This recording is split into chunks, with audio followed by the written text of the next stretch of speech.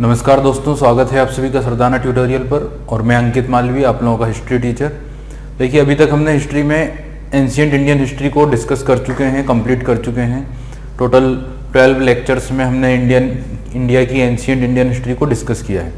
अब देखिए, उसमें भले ही हमने सिर्फ 12 लेक्चर्स इस तरह से सेट किए हों, बट उन लेक्चर्स के अंदर, एक लेक्चर के अंदर कई जगहों पे आपको 3, 4, 5 सब लेक्चर्स भी मिल जाएंगे, समझ गए। जैसे कि जब हम वैदिक सिविलाइजेशन की बात करते हैं तो उसमें 2 टॉपिक आ जाते हैं, एक ऋग्वैदिक और एक पोस्ट वैदिक। उसी प्रकार जब हम एक टॉपिक डिस्कस करते हैं साउथ इंडिया, तो जो लास्ट था उसमें हमने 5 टॉपिक डिस्कस किए हुए हैं, समझ गए ना। तो 5 वो हैं। इसके अलावा अगर हम बात करें तो पोस्ट मॉडर्न पीरियड में भी 2-3 लेक्चर उसके अंदर आ जाएंगे। इस तरह से चीज़ें आप लोग ध्यान रखिएगा कि एक लेक्चर जो है उसके अंदर कई सारी चीज़ें होंगी। तो एक कंप्लीट जो है टॉपिक किए गए हैं, सारे टॉपिक को कंप्लीटली हमने कवर करने की कोशिश की है।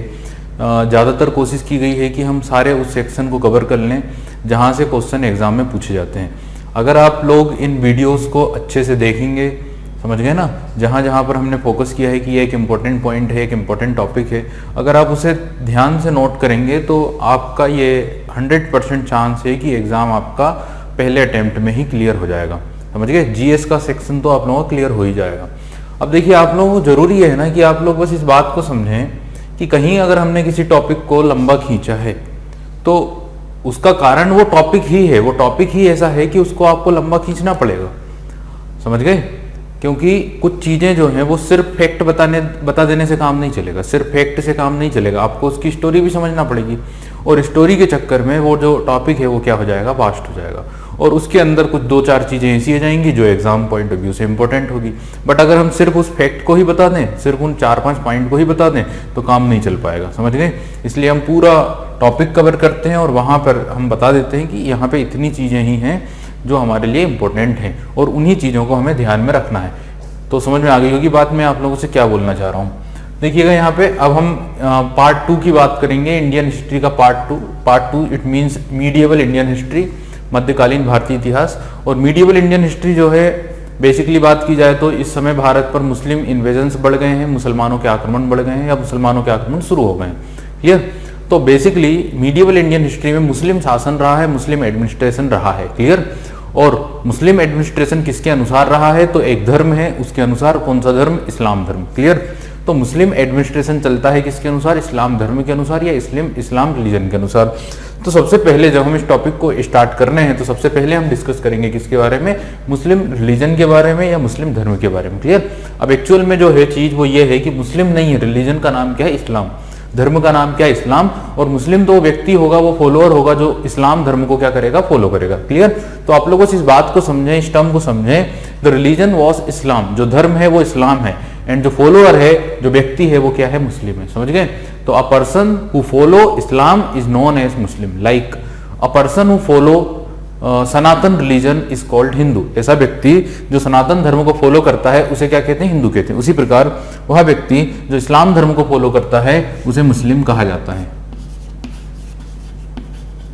तो आप लोगों को बात क्लियर हो गई कि इस्लाम का मतलब है धर्म, और धर्म को जो फॉलो करेगा वो क्या कहलाएगा? मुस्लिम कहलाएगा, क्लियर। तो हमें स्टडी करना है, हमें समझना है कि इस्लाम धर्म किस तरह के प्रिंसिपल्स पर चलता है, इस्लाम धर्म के फाउंडर कौन है, कुछ चीजें बेसिक सी, ना कि हम बहुत डीप में धर्म को डिस्कस करेंगे, उतनी ही चीजें जितनी हमने जैनिज्म बुद्धिज्म में डिस्कस की है, समझ गए। 2 नए धर्म हमने एंशिएंट में पढ़े थे, जैनिज्म और बुद्धिज्म।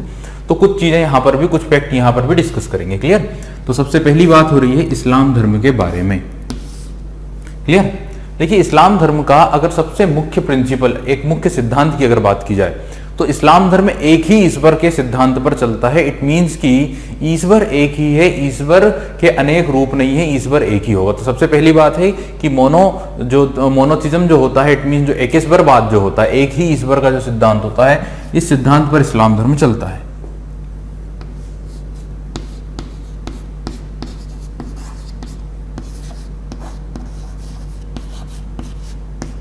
पहली बात तो ये क्लियर हो गई होगी कि इस्लाम धर्म जो है वो एकेश्वरवाद के सिद्धांत पर चलता है। इट मीन्स कि इसमें एक ही ईश्वर होता है, एक ही गॉड होता है, क्लियर। ये बात तय हो गई। अब जो ईश्वर है, जो भगवान है, उसे क्या कहा जाता है इस्लाम धर्म में? समझ गए?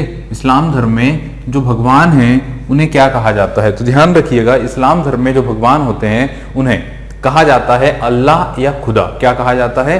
The god in the religion of Islam is called Allah और खुदा। इस्लाम धर्म के ईश्वर को, भगवान को क्या कहा गया है? अल्लाह या फिर खुदा। अब देखिए, अल्लाह की अगर बात की जाए ना, तो अल्लाह कहा जाता है अरबी भाषा में। अरबी भाषा में क्या कहा जाता है? अल्लाह। इन अरबी लैंग्वेज, अरबी लैंग्वेज में कहा जाता है अल्लाह। एंड इन फारसी लैंग्वेज, फारसी भाषा में कहा जाता है खुदा।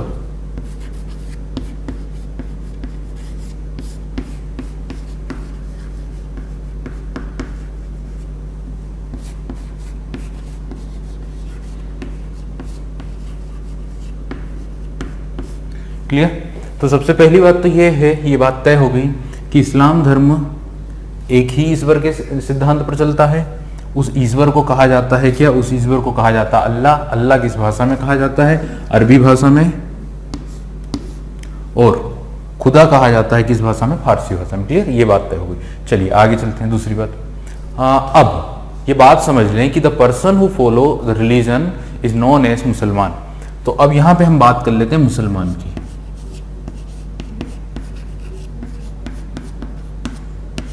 तो क्या बोला गया? ऐसा व्यक्ति जो इस्लाम को फॉलो करता है उसे क्या कहते हैं? मुसलमान। क्लियर? इस्लाम को फॉलो करने वाला, इस्लाम को मानने वाला, उसे कहा जाएगा मुसलमान। मुसलमान शब्द का मतलब होता है मुसल्लम प्लस ईमान। ये दो शब्द से मिलकर बना हुआ है, मुसल्लम प्लस ईमान।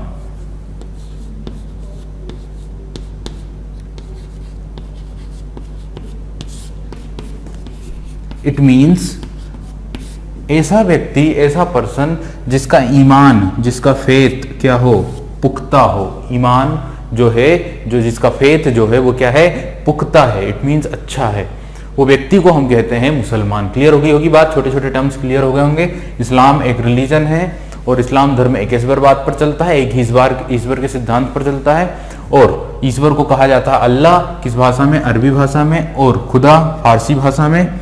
और साथ ही the person who follow the Islam religion is called Musalman. मुसलमान शब्द का मतलब होता है मुसल्लम, ईमान। It means the person whose faith is right. ऐसा व्यक्ति जिसका फेथ, जिसका ईमान क्या है? सही है, पुख्ता है, दैट इज नोन एज मुसलमान। इतनी बात क्लियर हो गई। अब चलते हैं आगे। देखिए, आप लोग बस इस बात को समझें। सबसे पहले इस्लाम धर्म में एक ईश्वर के सिद्धांत पर तो चलता है। दूसरी बात यह है कि वो एक जो ईश्वर है, उस ईश्वर का कोई आकार नहीं होगा, कोई चित्र नहीं होगा, कोई सूरत नहीं होगी, कोई मूरत नहीं होगी। क्लियर? तो सबसे इंपॉर्टेंट बात आप लोगों को ध्यान में रखना वो ये कि इस्लाम धर्म एक ही ईश्वर के सिद्धांत पर चलता है, बट उस ईश्वर का कोई आकार नहीं है, कोई भी सूरत नहीं है, कोई भी प्रकार से आप उसको इमेजिन नहीं कर सकते। समझ गए ना? तो अगर आप बोलें कि हमने उसे इमेजिन कर लिया है, तो उसको इमेजिन भी नहीं कर सकते हैं, क्योंकि उसकी कोई भी इमेज नहीं बन सकती है, कोई भी मूर्ति नहीं बन सकती। क्लियर? तो जो है इस्लाम धर्म मूर्ति पूजा के सिद्धांत का क्या करता है? मूर्ति पूजा का विरोध करता है। किसी प्रकार की कोई मूर्ति नहीं बनाई जाती है इस्लाम धर्म में। क्लियर होगी बात इतनी? तो ये बात आप लोगों को समझ में आ गई होगी कि इस्लाम धर्म में किसी प्रकार की मूर्ति पूजा को समर्थन नहीं दिया गया है। क्लियर? ऐसा कहा गया है कि अल्लाह एक है, उसके जैसा कोई नहीं, और अल्लाह को इमेजिन भी नहीं कर सकते हैं, और जिसको इमेजिन नहीं कर सकते हैं उसकी मूरत नहीं बन सकती है, उसकी कोई सूरत नहीं हो सकती है। क्लियर? तो ये बात ध्यान रखिएगा। यहाँ पे ये कुछ बेसिक से प्रिंसिपल्स हैं इस्लाम धर्म के। इसीलिए इस्लाम धर्म में मूर्ति पूजा का जो है रोक लगाई गई है, मूर्ति पूजा का को मना किया गया। ठीक है, आगे चलते हैं। अब इस्लाम धर्म किन सिद्धांत पर चलता है? इस्लाम धर्म के 5 बेसिक पिलर्स होते हैं, 5 बेसिक प्रिंसिपल्स होते हैं जिस पर इस्लाम धर्म क्या करता है? चलता है। तो मैं आप लोगों को बता देता हूं कि 5 सबसे most important pillars of Islam religion जिन पर इस्लाम धर्म चलता है। समझ गए? अब जो 5 पिलर्स हैं इस्लाम रिलीजन के, वो कौन कौन से मैं यहां पे लिख दे रहा हूं। 5 pillars.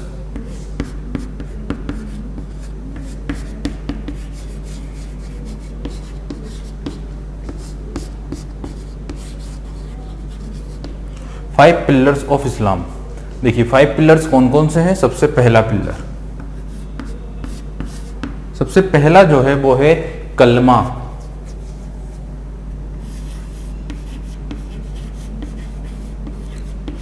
First pillar is known as कलमा।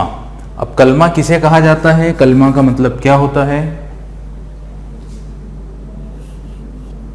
कलमा का मतलब यह है कि ऐसा व्यक्ति जो इस्लाम धर्म को मानता है, इस्लाम धर्म के सिद्धांत को मानता है, जो समझ गए ना, जो जैसे इस धर्म के जो संस्थापक है पैगंबर हजरत मोहम्मद साहब, उनकी कही गई बात को भरोसा करता है, उनकी कही गई बात में विश्वास रख करता है। इट मीन्स कि वो क्या करता है, वो कलमा में विश्वास करता है। समझ गए? पैगंबर मोहम्मद साहब ने जो बातें बताई हैं उन्हें बिना कोई प्रश्न पूछे अगर वो फॉलो करता है, इट मीन्स ही फॉलो कलमा। समझ गए? पैगंबर मोहम्मद साहब ने जो बातें बताई है, जो सिद्धांत दिया है, अगर कोई व्यक्ति उसको मानता है, इट मीन्स कि वो कलमा को मानता है, और जो कलमा को मानता है वही क्या कहलाता है, मुसलमान कहलाता है। समझ गए? जो कलमा को मानता है वही क्या कहलाता है, मुसलमान कहलाता है। और जो उस बात पर प्रश्न उठाता है, उस बात को फॉलो नहीं करता है, इट मीन्स कि वो कलमा को नहीं मानता है। क्लियर? इट मीन्स कि वो कलमा को नहीं मानता है, इट मीन्स कि वो मुसलमान नहीं है, वो एक गैर मुसलमान होगा, वो एक नॉन मुस्लिम होगा, जिसे मुस्लिम रिलीजन में कहा जाता है काफिर। तो जो भी व्यक्ति है, जो भी पर्सन है जो पैगंबर साहब के द्वारा बताई गई बातों में विश्वास नहीं करता है, प्रश्न उठाता है, दैट इज नॉन मुस्लिम। समझ गए? और वो कहलाएगा काफिर। क्लियर? चलिए, दूसरा जो प्रिंसिपल होता है वो होता है कि एक दिन में कम से कम 5 बार नमाज पढ़ने का।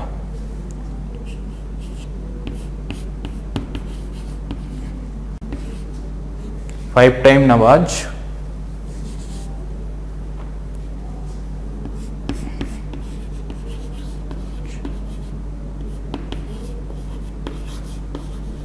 इन अ डे, एक दिन में 5 बार नमाज पढ़ना।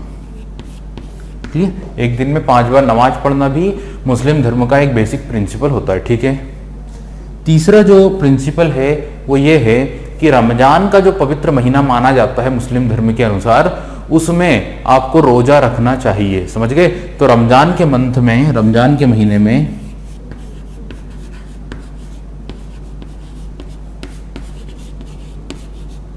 रोजा रखने का एक सिद्धांत है, ये भी एक मुस्लिम धर्म का एक पिलर माना जाता है।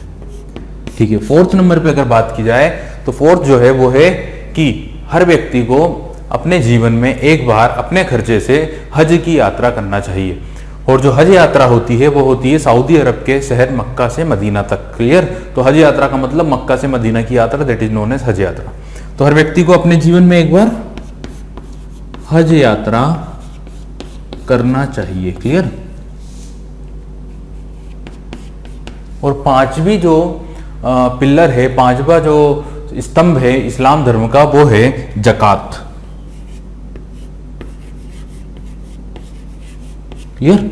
जकात इट मींस एक प्रकार का कर होता है, एक प्रकार का टैक्स होता है जो हर मुस्लिम को देना चाहिए, हर मुस्लिम को हर एक मुस्लिम देता है। एक साल में एक बार उसको जकात देना होता है। समझ गए?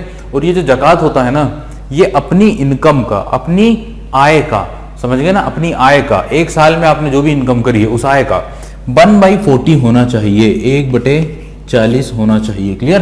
तो 1/40 आपकी इनकम का देना होता है, किस रूप में? जकात के रूप में। क्लियर? अपनी इनकम का 1/40 पार्ट देना होता है जकात के रूप में। और वो टैक्स इस तरह से देना होता है कि किसी प्रकार से कोई आपको काफी प्रचार करने की जरूरत नहीं है कि हम दान दे रहे हैं, तो हम दान दे रहे हैं तो मतलब लोगों को बता के दान दे रहे हैं, इस तरह से नहीं, गुप्त रूप से दिया जाने वाला दान जो कि कहलाता है जकात। क्लियर? तो 5 बेसिक प्रिंसिपल्स मैंने आप लोग बताए, या 5 इंपॉर्टेंट पिलर्स मैंने आप लोग बताए जो मुस्लिम रिलीजन में सबसे महत्वपूर्ण मान्यता रखते हैं। क्लियर? चलिए आगे बढ़ते हैं, अब आगे डिस्कस करते हैं।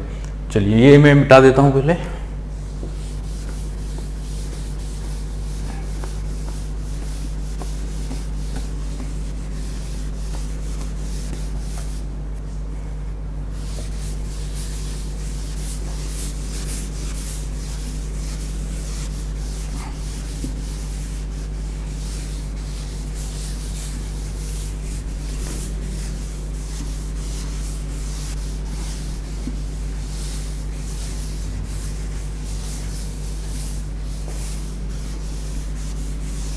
अब देखिएगा नेक्स्ट पॉइंट। तो 5 पिलर हैं, ये आप लोग लिख लेना अपनी कॉपी में, 5 इंपॉर्टेंट पिलर्स या 5 pillars of Muslim religion. These are the 5 pillars: कलमा, 5 टाइम नमाज इन अ डे, रमजान के मंथ में रोजा रखना, हज की यात्रा करना जीवन में एक बार, और जकात करना कितना 1/40 आपकी जो एनुअल इनकम है वो, और बिना बताए किसी को, बिना प्रचार प्रसार किए, बिना अपनी वाहवाही किए। चलिए आगे चलते हैं। अब दूसरा प्रश्न या दूसरा जो क्वेश्चन आता है वो ये आता है कि इस धर्म के जो फाउंडर थे वो कौन थे। तो हम फाउंडर की बात करते हैं, संस्थापक। इस्लाम धर्म के फाउंडर या संस्थापक या प्रवर्तक, सामान्य भाषा में क्या कहा जाता है, प्रवर्तक। प्रवर्तक जैसे जैन रिलीजन के थे ऋषभदेव या महावीर स्वामी इंपोर्टेंट जिनको कहा गया, बौद्ध धर्म के गौतम बुद्ध, समझ गए। इसी प्रकार मुस्लिम रिलीजन के जो फाउंडर हैं उन्हें कहा जाता है प्रोफेट, इट मींस प्रवर्तक, हजरत मोहम्मद साहब। क्लियर।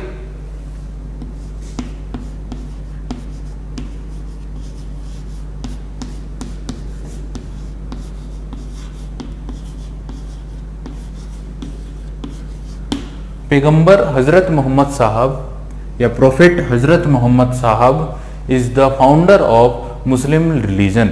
मुस्लिम धर्म के संस्थापक कहे गए हैं या जाने जाते हैं पैगंबर हजरत मोहम्मद साहब के नाम से। क्लियर। अब देखिए हमें इनके बारे में कुछ जानकारी या कुछ पर्सनल इंफॉर्मेशन होनी चाहिए। जैसे हमने डिस्कस की थी जैन धर्म में महावीर स्वामी के बारे में, पार्श्वनाथ के बारे में कुछ इन्फॉर्मेशन, बुद्धिज्म में गौतम बुद्ध के बारे में कुछ बेसिक या पर्सनल इन्फॉर्मेशन, उसी प्रकार हमें हजरत मोहम्मद साहब के बारे में भी कुछ इन्फॉर्मेशन के बारे में पता होना चाहिए। तो सबसे पहली बात आती है इनका जन्म कब हुआ था और कहाँ हुआ था। क्लियर। तो पैगंबर साहब का जो जन्म हुआ था वो हुआ था 570 CE. CE it means common era में। 570 सीई में इनका जन्म हुआ था मक्का में। मक्का में इनका जन्म हुआ था 570 सीई में। मक्का कहां पर है, मक्का है सऊदी अरब में। क्लियर। और चूंकि इनके जन्म के बाद इनका जो जीवन था काफी दुख या तकलीफों में बीता था, समझ गए ना, काफी गरीबी में बीता था। चूंकि इनके जन्म के समय ही इनके पिता का, या जन्म से पहले ही जब ये पेट में थे तभी इनके पिता का निधन हो गया था, और इनके जन्म के कुछ दिनों के बाद लगभग 5 या 10 सालों के बाद इनकी माता का भी क्या हो गया था, निधन हो गया था। क्लियर। तो ध्यान रखिएगा इनका जो जन्म हुआ है वो कब हुआ है, 570 सी में। क्लियर। दूसरी बात, बर्थ के बाद दूसरा प्रश्न आएगा, दूसरा क्वेश्चन आएगा कि इनके पिता का क्या नाम था। देखिए पैगंबर साहब के अगर पिता की बात करें तो इनके पिता का नाम हुआ करता था अब्दुल्ला।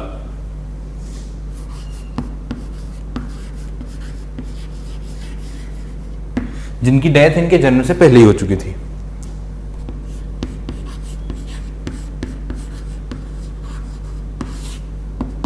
अब अगर मदर की बात करें तो इनकी मां का नाम था अमीना।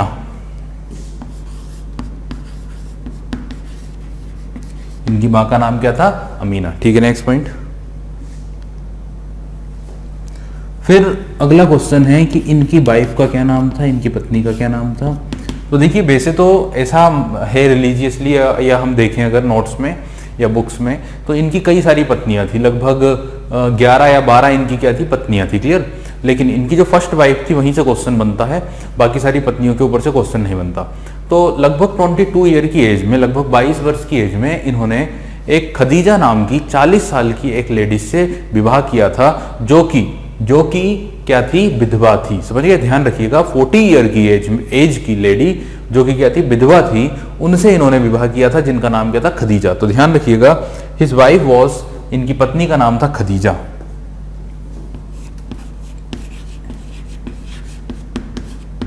क्लियर।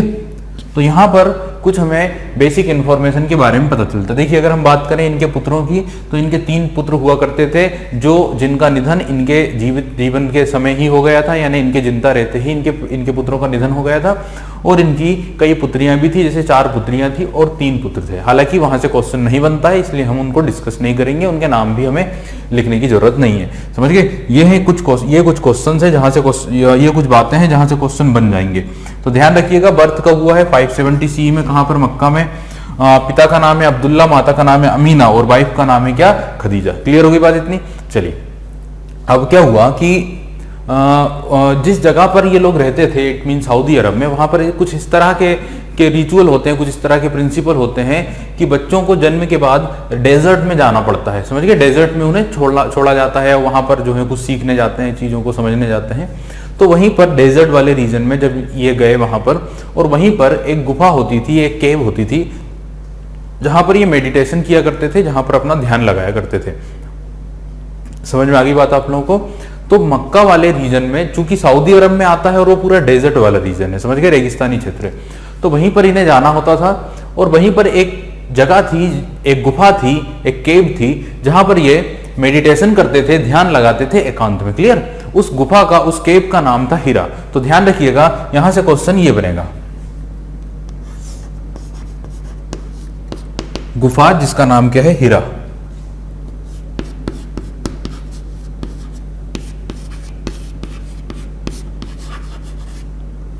हीरा गुफा या हीरा केव।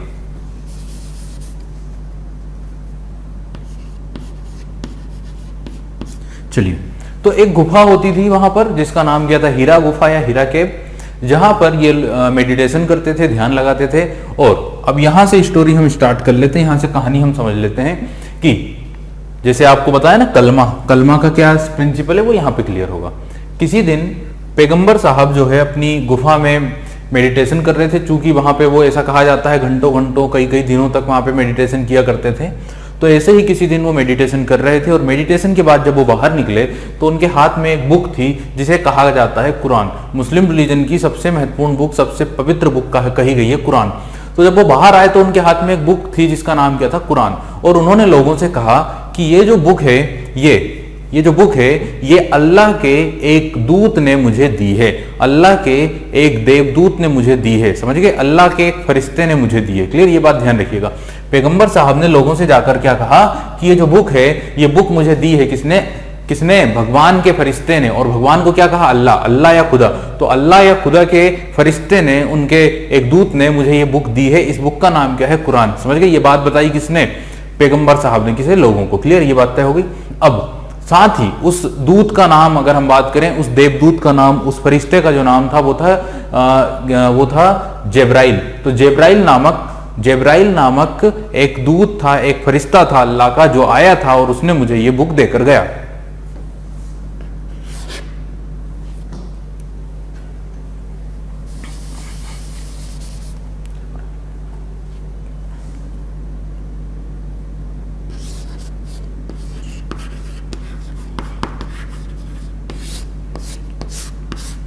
क्लियर। तो किसी जेब्राइल नामक एक फरिश्ते के द्वारा मुझे ये बुक दी गई है, ये बात बताई है किसने, पैगंबर साहब ने। अब उन्होंने लोगों को ये कहा, अब ये जो बुक है कुरान, साथ ही उस दूत ने मुझे ये कहा है कि तुम अल्लाह के एक रसूल हो, तुम अल्लाह के एक मैसेंजर हो, तुम अल्लाह के एक दूत हो। समझ गए ना, अल्लाह ने तुम्हें अपना मैसेंजर बनाया है, अपना आखिरी दूत बनाया है, और तुम्हारा ये काम है कि तुम इस बुक के संदेश को जनता तक, दुनिया में क्या करोगे, पहुंचाओगे। क्लियर। अल्लाह ने तुम्हें ये ड्यूटी दी है कि तुम इस बात को, जो इस बुक में, इस कुरान में लिखी हुई है, इस बात को पूरी दुनिया में, पूरी जनता में क्या करोगे, प्रसारित करोगे, सभी को दोगे। क्लियर। ये बात की है किसने, ये बात बताई है किसने, जेब्राइल ने। और ये बात बता दी है किसे, पैगंबर हजरत मोहम्मद साहब को। क्लियर। तो पैगंबर साहब ने बाहर आकर अपने लोगों को ये बातें, ये कहानी क्या की, सुनाई, ये बातें उनको बताई। क्लियर होगी बात, आप लोगों को समझ में आ गया होगा कंसेप्ट क्या था। कि किसी दिन गुफा में उन्हें एक व्यक्ति मिला, एक दूत जिसे कहा गया, जिसका नाम था जेब्राइल, जिसने एक बुक दी है। और उस बुक में मुस्लिम धर्म के सबसे इंपॉर्टेंट प्रिंसिपल्स है, सबसे पवित्र बुक मानी जाती है। और ये कहा गया है, रसूल का मतलब होता है मैसेंजर। समझ गए, किसे कहा गया है मैसेंजर, मैसेंजर की ड्यूटी किसे दी गई है, पैगंबर हजरत मोहम्मद साहब को। और आपको क्या करना है, आपको इसकी बात को, इस बुक के अंदर लिखे हुए सारे सिद्धांत को प्रसारित करना है पूरी दुनिया में। समझ गए, इसको कहा जाता है कलमा। जो व्यक्ति पैगंबर साहब की इस बात का बिना कोई प्रश्न किए, बिना कोई डाउट किए विश्वास कर लेता है, इसका मतलब वो कलमा में भरोसा करता है और वो मुसलमान कहलाएगा। जो नहीं करेगा, जो क्वेश्चन उठाएगा, जो प्रश्न करेगा, इट मीन्स कि वो कलमा में विश्वास नहीं करता है और वो एक नॉन मुस्लिम होगा, वो एक गैर मुस्लिम होगा। अब मुझे लग रहा है कि आप लोगों को ये बात समझ में आ गई होगी कि कलमा का मतलब क्या है। कलमा का मतलब कि पैगंबर साहब के द्वारा जो बात बताई गई कि उनके साथ गुफा में ये चीजें हुई। अब इस इवेंट को, इस घटना को, जब उन्हें ये बात पता चल गई, जब उन्हें ये बुक मिल गई, जब जिब्राइल नामक फरिश्ते आ गए, तो इस इवेंट को इट मीन्स कि ये एक प्रकार से इनलाइटनमेंट है, ये एक प्रकार से ज्ञान की प्राप्ति है। समझ गए ना? तो ध्यान रखिएगा, इनलाइटनमेंट या फिर ज्ञान की प्राप्ति, यहां पे मैं लिख दे रहा हूं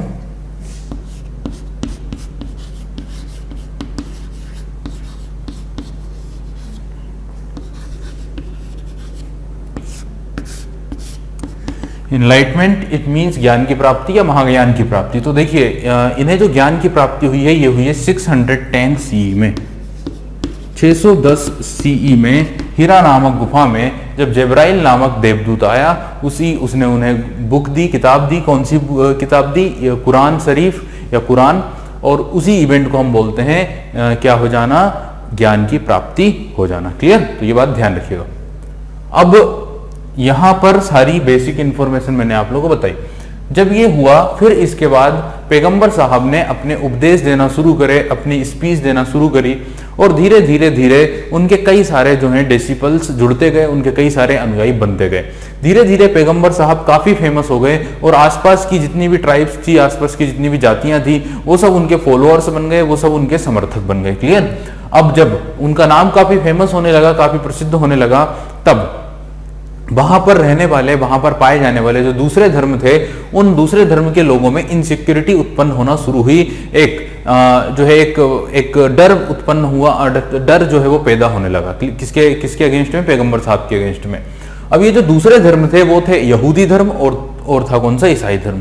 तो यहूदी और ईसाई धर्म के लोगों को कुछ इनसिक्योरिटी पैदा होना शुरू हुई पैगंबर साहब के खिलाफ। समझ गए? और जिसके कारण कि एक डिस्प्यूट उत्पन्न हुआ, एक विवाद पैदा हुआ, और फाइनली पैगंबर साहब को मक्का छोड़कर जाना पड़ा। समझ गए?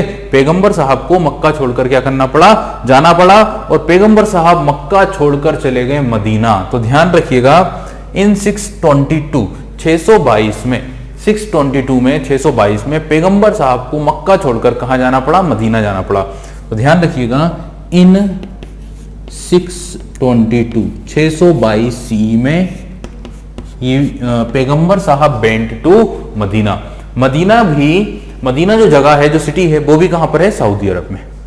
और मक्का भी कहां पर है? सऊदी अरब में। क्लियर? तो ध्यान रखिएगा, पैगंबर साहब वेंट टू मदीना इन 622 में मक्का छोड़कर कहां चले गए? मदीना चले गए। समझ गए? और जब वो मदीना गए हैं, तो ये जो घटना है, ये जो इवेंट है, इस इवेंट को कहा जाता है हिजारत। This event is known as Hijrat. In Muslim religion, Muslim धर्म में ये जो घटना होती है, उस घटना को कहा जाता है हिजारत। जब वो यहां से कहां गए, ये जो जर्नी उन्होंने की मक्का से मदीना की, इस जर्नी को क्या कहा जाता है? हिजारत।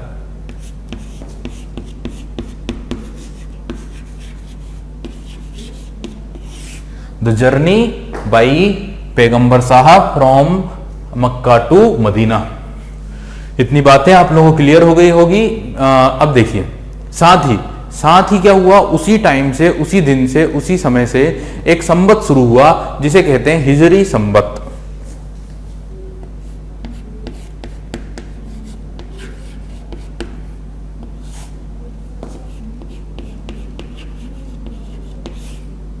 हिजरी इरा या हिजरी संबत। समझ गए? तो ध्यान रखिएगा, क्वेश्चन इस तरह से पूछा जाएगा कि हिजरी संबत के कौन से वर्ष में पैगंबर साहब की मृत्यु हुई थी? क्वेश्चन ये आएगा, हिजरी संबत के कौन से वर्ष? अभी पहला वर्ष क्या है? 622 फर्स्ट ईयर। समझ गए? और पैगंबर साहब की मृत्यु हुई 632 में। इट मींस कितने ईयर बाद? हिजरी संबत के 10th ईयर में। अच्छा, मुस्लिम धर्म के जो लोग हैं वो इसी कैलेंडर को फॉलो किया करते हैं, दैट इज कॉल्ड हिजरी इरा और हिजरी संबत। हमने कई सारे कैलेंडर डिस्कस किए एंशिएंट इंडियन हिस्ट्री में, लाइक विक्रम इरा। सबसे पहला विक्रम इरा 57 बीसी में आया था। फिर शक इरा जो 78 एडी में आया था। इसके बाद हम बात करें तो गुप्त इरा 319 में आया था सीई में। और फिर है वर्धन इरा जो 606 में उन्होंने स्टार्ट किया था। इस तरह से कई सारे इरा थे, कई सारे कैलेंडर थे। इन्होंने जो कैलेंडर शुरू किया है वो कौन सा होगा? हिजरी इरा या हिजरी संबत। कब से स्टार्ट हुआ? 622 से। चलिए, तो क्या हुआ कि 622 में 622 में मक्का छोड़कर कहां जाना पड़ा? मदीना। और इस इवेंट को क्या कहा जाता है? हिजारत। और जब ये इवेंट हुआ, उस इवेंट से शुरू हुआ है हिजरी संबत, उस घटना से शुरू हुआ है हिजरी इरा। और हिजरी संबत या हिजरी इरा मुस्लिम रिलीजन का इरा या संबत कहलाता है। क्लियर? अब देखते हैं आगे इसके बाद की जो इवेंट्स हैं उनकी बात की अगर हम बात करें, अगर हम पैगंबर साहब की डेथ की बात करें, अगर मृत्यु की बात करें, चलिए उससे पहले एक पॉइंट और, जैसे मैंने बोला क्यों जाना पड़ा, क्योंकि बाकी के जो रिलीजन थे, बाकी के जो धर्म थे, उन्हें इनसिक्योरिटी फील हुई और उस इनसिक्योरिटी के कारण ये सब कुछ हुआ। अब यहीं पर एक इवेंट और, एक घटना और जो एग्जाम में क्वेश्चन पूछ लेता है, 622 में 624 सीई 622 सीई में पैगंबर साहब ने पहली बार युद्ध में अस्त्र उठाए, यानी शस्त्र उठाए, समझ गए, हथियार उठाए। तो पहली बार उनके द्वारा हथियार उठाए गए, अस्त्र उठाए गए इन 622 में, समझ गए ना। एक युद्ध लड़ा गया, एक बैटल हुआ जिसका नाम था द बैटल ऑफ बद्र। तो बद्र के युद्ध में, बैटल ऑफ बद्र के युद्ध में पहली बार पैगंबर साहब के द्वारा हथियार उठाया गया, क्लियर, अस्त्र उठाए गए, clear. 624 in a battle of Badr, clear होगी बात। चलिए, तो 622 में मक्का से मदीना गए, उस इवेंट को कहा जाता है हिजारत, और उस ईयर को कहा जाता है हिजरी ईयर या हिजरी संबत स्टार्ट हुआ है। 624 में बद्र के युद्ध में पहली बार उनके द्वारा हथियार उठाए गए थे, क्लियर। चलिए आगे चलते हैं नेक्स्ट पॉइंट के ऊपर। अब हम अगर इनकी बात करें मृत्यु की, तो 632 में, इट मीन्स हिजरी संबत के 10th ईयर 10वें वर्ष में इनकी मृत्यु हुई। 632 में कहाँ हुई? मदीना में ही हुई, समझ गए, मदीना में ही इनकी मृत्यु हुई। इन मदीना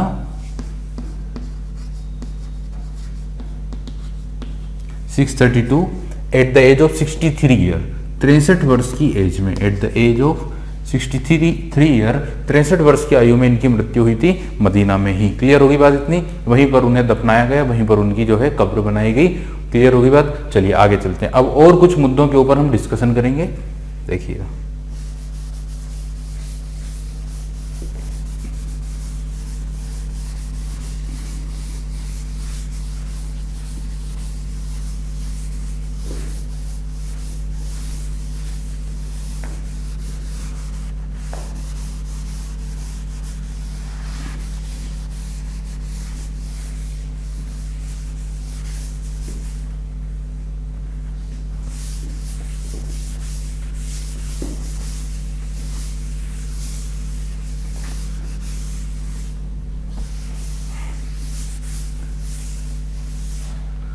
अब देखिए आगे, सभी धर्मों में, चाहे जैन हो या बुद्ध हो या फिर हिंदू धर्म भी हो, डिवीजन जरूर हुए हैं, विभाजन जरूर हुए हैं, समझ गए ना।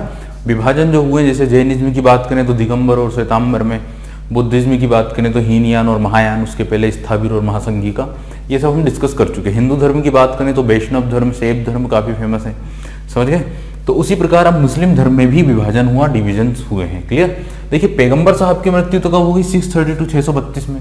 632 में उनकी मृत्यु होने के बाद उनकी जो पोस्ट थी, उनकी जो पद थी, उस पद को कई लोगों ने क्या किया है? एक्सेप्ट किया, यानी कई लोग उस पद पर गए हैं। लेकिन पैगंबर साहब के बाद, जिन्हें अल्लाह का रसूल कहा जाता है, अल्लाह का नबी कहा जाता है, इट मीन्स की मैसेंजर कहा जाता है, उनके बाद जिन लोगों ने भी इस पोस्ट को स्वीकारा है, उन लोगों को कहा जाता है खलीफा। Khalifa it means successor of Mohammad, पैगंबर साहब। तो पैगंबर मोहम्मद साहब के जो सक्सेसर्स हैं, जो उत्तराधिकारी हैं, उन सक्सेसर्स को क्या कहा जाता है? खलीफा। समझ गए इतनी बात को। अब देखिए खलीफाओं की अगर हम बात करें, अब खलीफा जो आए हैं तो पैगंबर साहब के ही एक दामाद हुआ करते थे अली नाम से, जो खलीफा बनने के लिए सबसे योग्य थे, सबसे उचित थे, समझ गए। लेकिन पहले जो खलीफा थे वो अली नहीं बने, जो उनके दामाद थे वो पहले खलीफा नहीं बने, क्लियर। पहले जो खलीफा बने वो पैगंबर साहब के साथ ही रहने वाले, उन्हीं के एक सबसे मुख्य फॉलोअर पहले खलीफा बने, समझ गए। और जो फर्स्ट खलीफा बने हैं, अगर हम उनकी बात करें तो वो थे अबू बकर। तो मैं यहाँ पे बता देता हूँ, फर्स्ट खलीफा जो बने वो बने कौन? अबू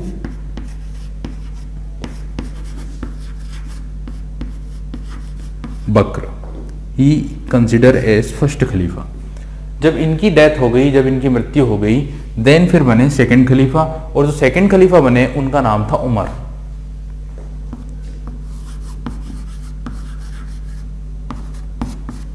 क्लियर। और उमर की मृत्यु होने के बाद जो थर्ड खलीफा बने वो बने Usman. Usman is consider as third खलीफा। क्लियर। अब जो फोर्थ खलीफा बने, यहां पे मैं बात कर रहा हूं, ये हो गए शुरू के 3, और उसके बाद जो फोर्थ खलीफा हैं वो बने हैं Ali. Ali is consider as fourth Khalifa. इस तरह मुस्लिम धर्म के आपसे बार बार क्वेश्चन ये आएगा, शुरू के 4 खलीफाओं के नाम बताइए, या इनमें से कौन 4 खलीफा हैं। तो ध्यान रखिए, फर्स्ट खलीफा कंसिडर किए गए अबू बकर, देन उमर, और फिर देन उस्मान, और फिर फोर्थ खलीफा कौन है, अली है। क्लियर, ये बात समझ गए होंगे आप लोग। अब देखिए क्या हुआ, जो डिस्प्यूट पैदा हुआ, जो विवाद पैदा हुआ, और उस डिस्प्यूट, उस विवाद के कारण ही 2 शाखाओं में बढ़ गया ये धर्म। ये जो धर्म है मुस्लिम धर्म या इस्लाम धर्म 2 शाखाओं में बढ़ गया ड्यू टू अ डिस्प्यूट, एक विवाद के कारण। अब जो डिस्प्यूट है उस बात को समझें। इस धर्म के 80 से 90% लोग, 80 to 90% जो लोग हैं वो ये मानते हैं कि फर्स्ट खलीफा कौन है, अबू बकर है। समझ गए। उसके बाद उमर है, उस्मान है, और फिर कौन है, अली। अली चौथे खलीफा है। तो जो लोग 80 to 90% लोग जो है वो इस बात को मानते हैं। तो ऐसे लोग जो इस बात को मानते हैं कि फर्स्ट खलीफा जो थे ये थे, उन लोगों को कहा जाता है सुन्नी। उन लोगों को क्या कहा जाता है, सुन्नी। इन लोगों को कहा जाता है सुन्नी। समझ गए। The peoples who follows that the first Khalifa was Ali Bakr, जो ये मानते हैं, जो ये विश्वास करते हैं, जो ये फॉलो करते हैं कि पहले खलीफा कंसिडर किए गए हैं कौन, अबू बकर। समझ गए ना, ये हैं सुन्नी। क्लियर। अब जो दूसरे हैं, ये सुन्नी लोगों का ये मानना कि शुरू के 4 खलीफा ही हैं, लेकिन जो दूसरी शाखा है जो बहुत ही कम मात्रा में होती है, टोटल मुस्लिम्स की बात करें तो 80-90%, 80-85% ये है। बाकी के 10 to 15%, 10 से 15% जो हैं वो दूसरी ब्रांच के लोग। दूसरी ब्रांच के लोगों का ये मानना है कि फर्स्ट खलीफा, सबसे सही जो सक्सेसर होना चाहिए था वो इन्हें होना चाहिए था। इट मींस कि वो इन्हें नहीं मानते, वो किसे मानते हैं, अली को फर्स्ट सक्सेसर मानते हैं, अली को फर्स्ट खलीफा मानते हैं, क्योंकि उनके हिसाब से अली ही है सबसे उपयुक्त व्यक्ति थे जो पैगंबर साहब के बाद आना चाहिए थे। क्लियर। तो ऐसे लोग जो फर्स्ट खलीफा कंसिडर करते हैं किसे, अली को, उन लोगों को क्या कहा जाता है, शिया। आई होप कि अब आप लोगों को सबसे बेसिक डिफरेंस समझ में आ गया होगा बिटवीन शिया एंड सुन्नी। शिया और सुन्नी के बीच में आने वाला सबसे इंपॉर्टेंट जो डिफरेंस है वो मैंने बताया कि सुन्नी लोगों का ये मानना है कि फर्स्ट खलीफा थे अबू बकर, उनके बाद उमर, उस्मान, और लास्ट हैं अली, यानी 4 खलीफा। हालांकि ऐसा नहीं है कि 4 के बाद और नहीं और भी हैं, पर शुरू के 4 ही आप लोगों के इंपॉर्टेंट हैं।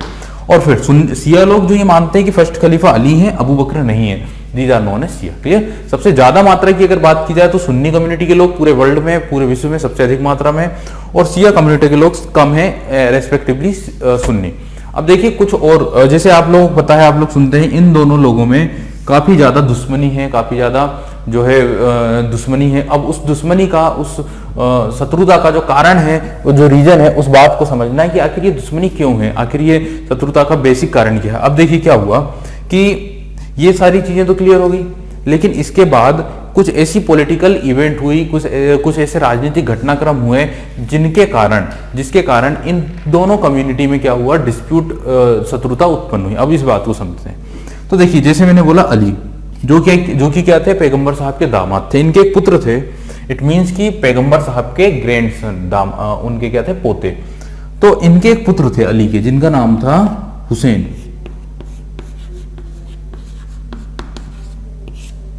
जिनका नाम क्या था, हुसैन। अब हुसैन अली के बाद चौथे खलीफा, 5वें खलीफा बनने के लिए सबसे उपयुक्त दावेदार थे। सभी लोग चाहते थे कि अगले खलीफा कौन बनेंगे, हुसैन बनेंगे, जो सबसे ज्यादा उचित व्यक्ति थे सक्सेसर के लिए खलीफा के। समझ गए। अब क्या हुआ लेकिन कि बगदाद में एक रूलर, इराक वाले रीजन में, जहां पे बगदाद उनकी कैपिटल इराक की, वहां पर एक रूलर रूल किया करता था, एक व्यक्ति शासन करता था जिसका नाम था अब्बासी। समझ गए। तो इराक में एक व्यक्ति हुआ करता था अब्बासी, बस इतना समझ लें आप लोग। अब्बासी ये नहीं चाहता था कि कि हुसैन अगला खलीफा बने। अब्बासी ये नहीं चाहता था कि हुसैन अगला खलीफा बने, और उसने ये संदेश पहुंचवाया, उसने ये आदेश दिया किसे, शियाओं को। किसे आदेश दिया, शियाओं को, कि जाकर हुसैन को ये मैसेज दीजिए मेरा कि मैं उनसे मिलना चाहता हूं, I want to meet with Hussain. समझ गए, किसने कहा, अब्बासी, जो कहां का व्यक्ति था, इराक का, तो वो चाहता था उनसे मिलना। क्लियर। अब ये बात शियाओं ने किसे कही, हुसैन से कही, और हुसैन जाकर गए किससे मिलने के लिए, इराक के उस व्यक्ति अब्बासी से, और अब्बासी ने उसकी वहां पर क्या कर दी, उनकी वहां पर क्या कर दी, हत्या कर दी। समझ गए, अब्बासी किल्ड हुसैन, अब्बासी ने हुसैन की मृत्यु को मार डाला। क्लियर। यहां से ये डिस्प्यूट पैदा हुआ, यहां से ये शत्रुता पैदा हुई, क्योंकि सुन्नी लोगों का ये मानना है कि ये सब कुछ जो हुआ वो किनके कारण हुआ, शियाओं के कारण। शिया अगर उन्हें ना भेजते, ना कहते ऐसा, तो हुसैन वहां नहीं जाते और उनकी वहां पर मृत्यु नहीं होती। समझ गए। जबकि शियाओं का ऐसा कहना है कि हमें ऐसा नहीं पता था कि वो वहां पर उन्हें मारने के लिए बुला रहा है। क्लियर। तो हमें ये नहीं पता था, हमें नहीं आइडिया था कि ऐसा कुछ होने वाला है। हमें इस बात का काफी दुख है कि हुसैन की मृत्यु हुई या हुसैन को इस तरह से मारा गया, हम खुद उस बात का दुख करते हैं।